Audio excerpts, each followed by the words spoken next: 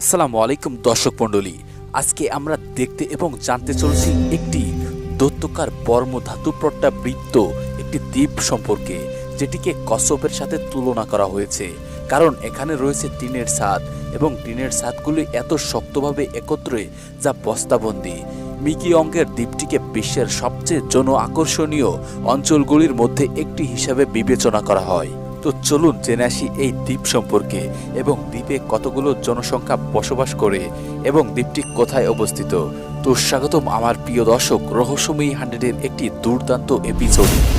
পাথরের ঢাকা দ্বীপ, যা 0.49 একর, একটি ফুটবল পিচের আকারের মাত্র অর্ধেক, ভিক্টোরিয়া হ্রদের উত্তর পূর্বের দিকে অবস্থিত এবং এটি উগান্ডা এবং কেনিয়ার সীমান্তে অবস্থিত। এই জনকট্টু দ্বীপটি কেমন তা খুঁজে বের করার জন্য দুবাই ভিত্তিক চলচ্চিত্র নির্মাতা জো হাওয়াব যেখানে বিপজ্জনক যাত্রা করেছিল এবং স্থানীয়দের সাথে একটি রাত কাটিয়েছিলেন।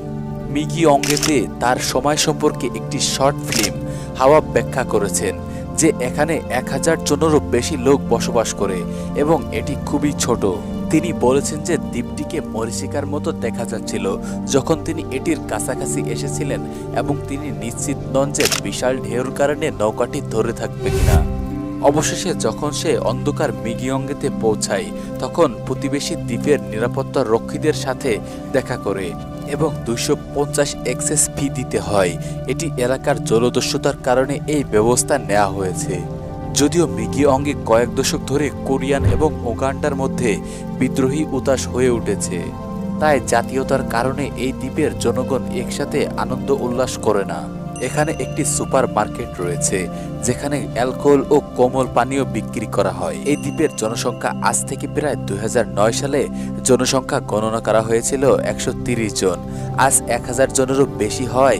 মিকিয়ংয়ে মাছের জন্য একটি ক্রমবর্ধমান জনপ্রিয় স্থান হিসাবে হয়ে উঠেছে, কারণ এটি অন্তরঙ্গ দুগমন। মাছ এবং চিপস মিকিয়ংয়ের এটি প্রধান খাবার। হ্যালো বন্ধুরা, এই দ্বীপটি ভ্রমণ উপযোগী হলেও এখানে যেতে আপনার প্রাণের ঝুঁকি আছে। হ্যালো বন্ধুরা, এরকম আনকমন ও ইন্টারেস্টিং ভিডিও পেতে আমাদের রহস্যময়ী 100 ইউটিউব চ্যানেলকে অবশ্যই সাবস্ক্রাইব করে রাখুন। ভিডিওটি শেষ পর্যন্ত দেখার জন্য আপনাকে অসংখ্য ধন্যবাদ।